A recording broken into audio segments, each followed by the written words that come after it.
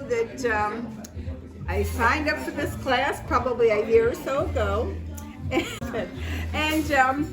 I didn't know what to expect, and then all of a sudden I'm thrown into this group with like 8 other people and a wonderful chef, and then slowly but surely we sort of, our cooking skills evolved and we evolved, and we just became this wonderful team that created some of these marvelous meals and memories, because it's not just the food, it's the memories and the people you make them with.